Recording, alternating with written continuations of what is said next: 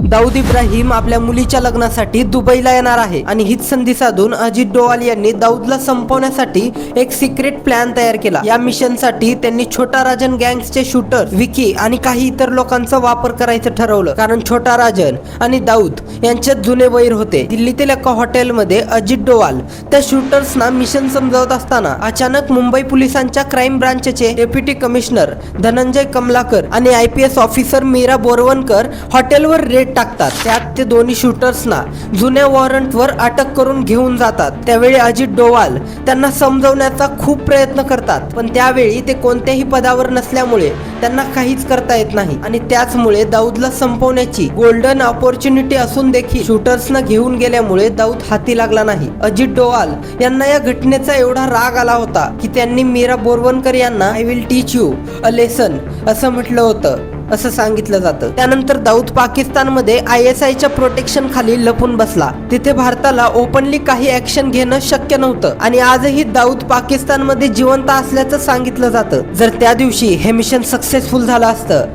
तर दाऊद आज जहन्नुममध्ये असला असता।